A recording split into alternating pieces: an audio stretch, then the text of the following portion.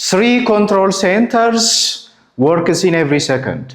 One controls your energy, and the one regulates your blood sugar level, and the one prepares you to escape from danger. So one of the three fails, your body may lose its balance. So what are these three things? The three basic hormones, the endocrine hormones. What are the endocrine glands and endocrine hormones?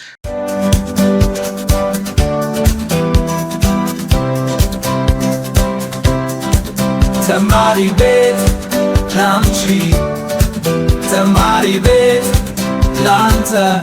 Hello everyone, this is Tamari Bits. I'm a biology teacher. Today we are going to explore the three basic endocrine glands. Okay, so don't miss this video, watch until finish. These three basic important hormones are the thyroid, the adrenal, and the pancreas. These endocrine glands. Before starting the lesson, you have to know about the difference between endocrine and exocrine.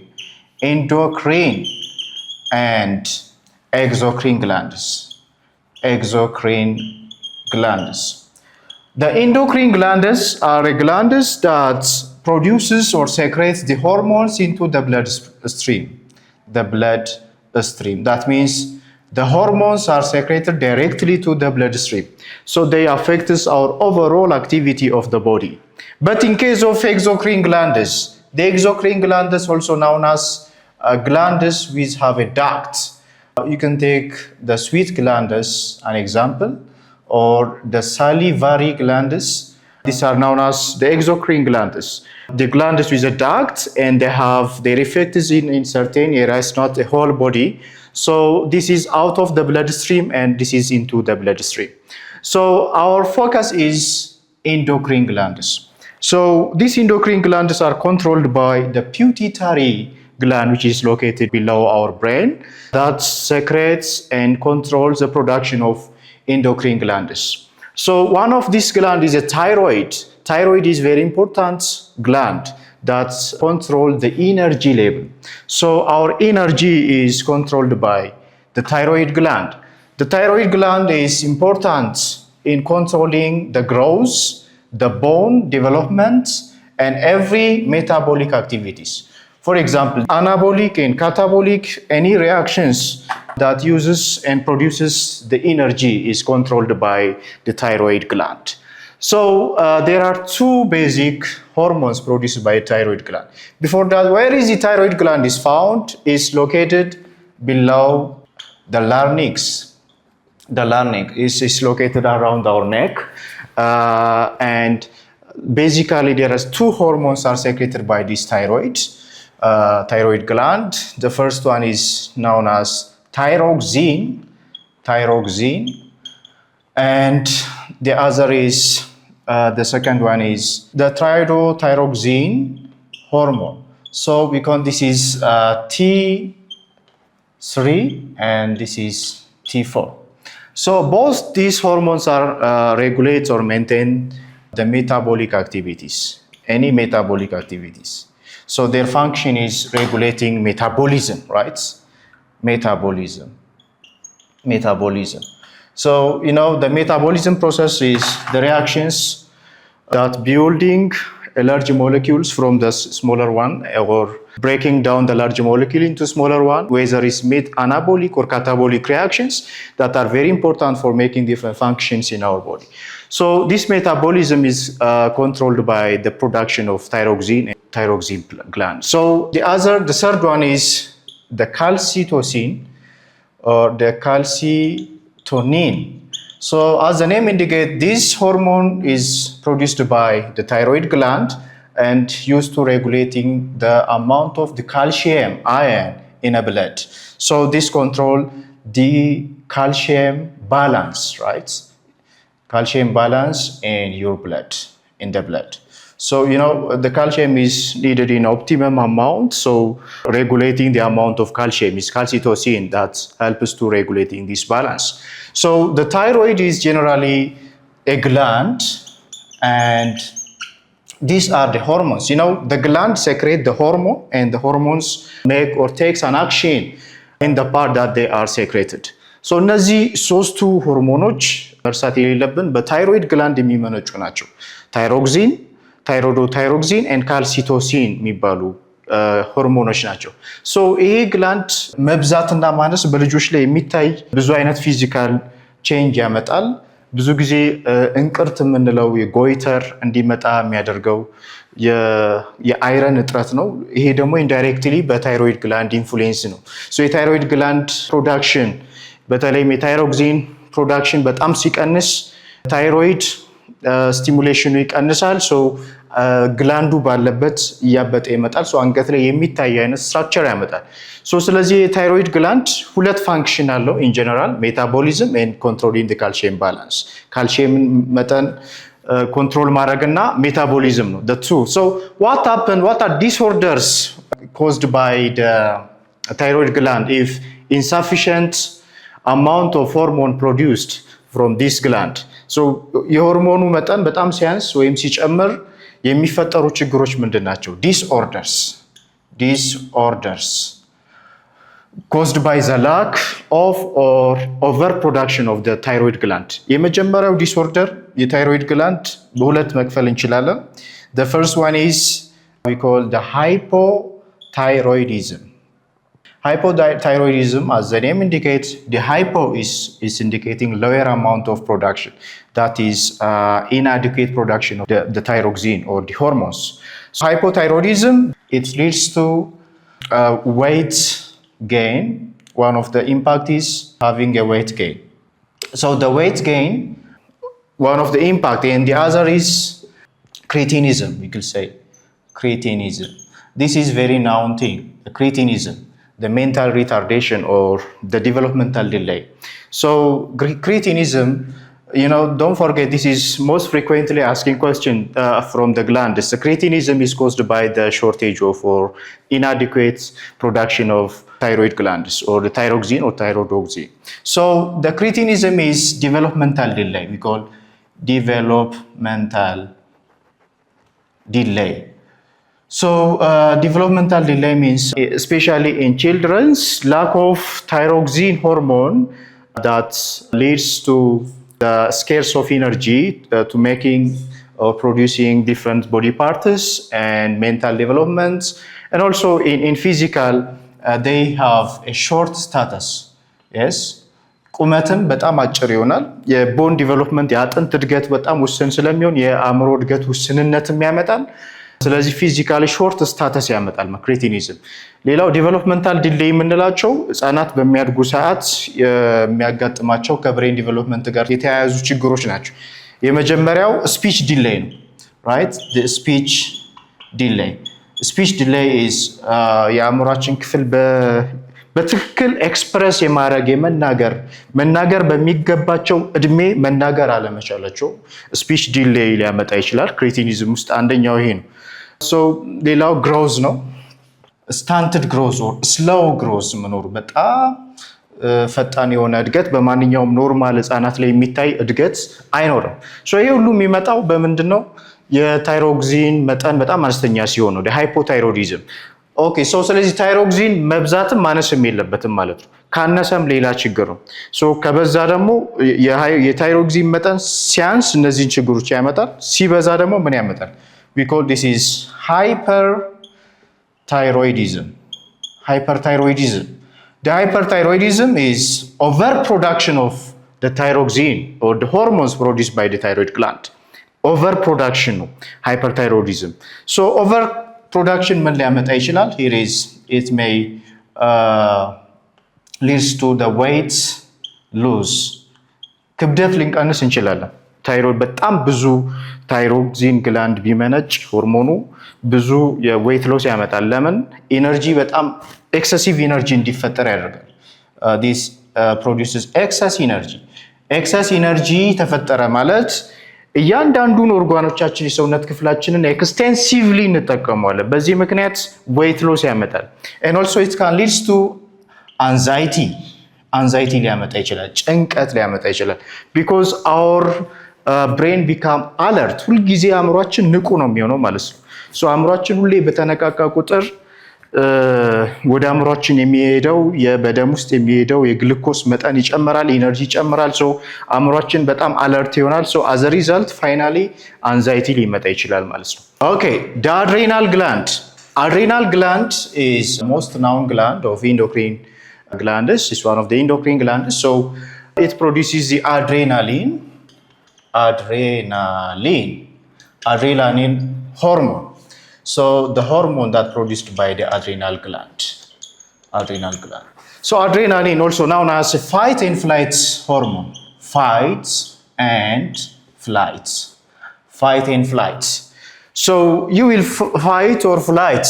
So you are running away from the accidents or from different dangers, and you will fight with someone. So you become anger and you are using most of your energies. So for this reason we call this is a fight and flight hormone. So ድንገት የሆነ ችግር ቢገጥመን or መኪና እየፈጠነ ቢመጣ ድንገት እባብ ብናይ ምናምን ፍላይት ልናደርግ እንችላለን። ሰዎች ባልተለመደ ሁኔታ ከግንብ ላይ ሊዘሉ ይችላሉ። በጣም ኢነርጄቲክ ሊሆኑ ይችላሉ። አንዳንድ ጊዜ ደግሞ በተለያየ ምክንያት ፋይት ልታረጉ ትችላላችሁ። ከሰው ጋር መጣላት መጋጨት ሊሆን ይችላል በተለያየ ምክንያት። ይሄ በሚፈጠር ሰዓት በደማችን ውስጥ የአድሬናሊን ሆርሞን መጠን ይጨምራል ማለት ነው። So if the production of the adrenaline increases, ይሄ አድሬናሊን ሆርሞን ሲጨምር ምን ይጨምራል አብሮ? The heart rate increases and again the blood pressureአችን ይጨምራል. When the heart rate increases, also the blood pressure increases, and also this leads to high energy production. So የልብ ምታችን ሲጨምር የደም ግፊታችን ወይም ደም ስርጭት ሰርኩሌሽን ይጨምራል፣ ኤነርጂ ፕሮዳክሽን ይጨምራል ማለት ነው። እነዚህ ሁሉ ከጨመሩ right you became alert and conscious. የአይናችን ፑፒል ሁላ ሳይቀር ዳይሌት ይሆናል ማለት ነው። ሶ እያንዳንዱ አካባቢያችን ላይ የሚሆነውን ነገር አለርት ሆነን እንከታተላለን right? ሶ ስለዚህ አድሬናሊን ሰውነታችን ለፋይት ኦር ፍላይት ሬዲ እንዲሆን የሚያደርግ ሆርሞን ነው ማለት ነው። ኦኬ ሶ ብዙ ጊዜ አድሬናል ግላንድ ሲባል አድሬናሊን ብቻ ነው ሰዎች የሚያውቁት ወይም በብዛት የሚወራለት አድሬናሊን ሆርሞን ነው። ግን ሌሎችም በአድሬናል ግላንድ የሚመረቱ ብዙ ሆርሞኖች አሉ። አክቹአሊ አድሬናል ግላንድ በራሱ ምን ይመስላል? የት ነው ያለው አድሬናል ግላንድ? This adrenal gland is located above the kidney. ስለዚህ ከእያንዳንዱ ኪድኒ በላይ ነው። We have two kidneys and there is two adrenal glands. ሁለት አድሬናል ግላንዶች አሉ። It's found at the top of kidney. So the adrenal has this kind of structure. We can classify the parts into two. The central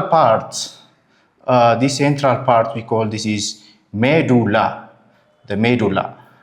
And the outer part that covers the medulla is known as cortex, the cortex. So both have different functions and they secrete different kinds of hormones.